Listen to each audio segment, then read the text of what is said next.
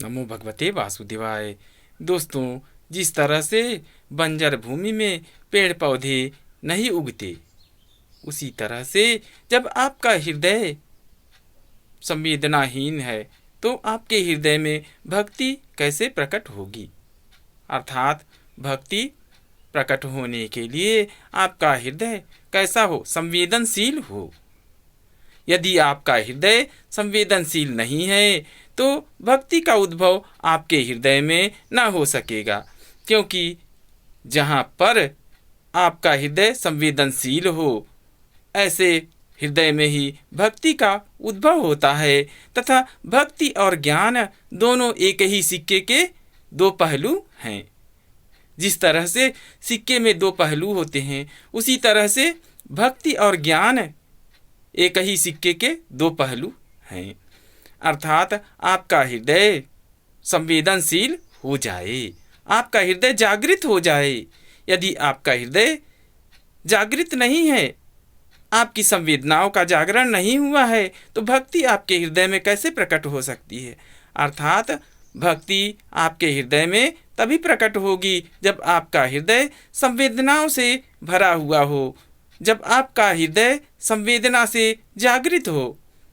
क्योंकि भक्ति और ज्ञान यह हमें आध्यात्मिक मार्ग की ओर ले जाते हैं। आध्यात्म की ओर बढ़ने के लिए हम क्या करते हैं? ईश्वर की भक्ति करते हैं।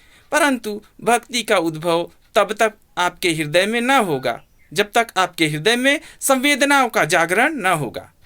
अर्थात संवेदनशील बने और ईश्वर की भक्ति करें, आध्यात्म का मार्ग चुनिए, क्योंकि आध्यात्म का मार्ग ही आपको आनंद से परिपूर्ण बना सकता है।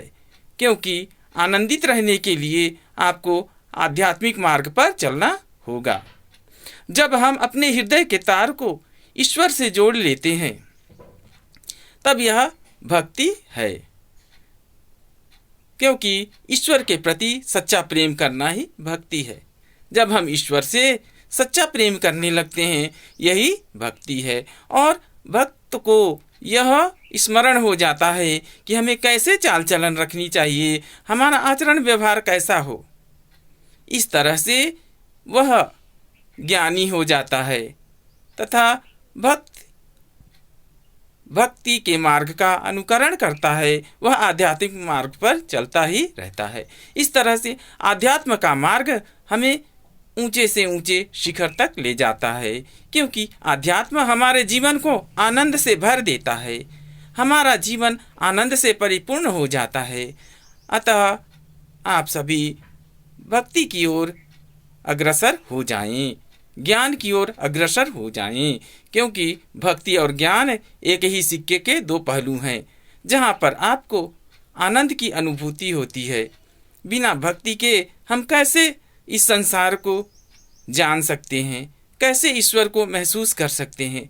अर्थात हमें अवश्य ही भक्ति का मार्ग चुनना चाहिए, ताकि हमारा जीवन आनंदमय बन जाए। धन्यवाद दोस्तों, अगले वीडियो में पुनः मिलेंगे।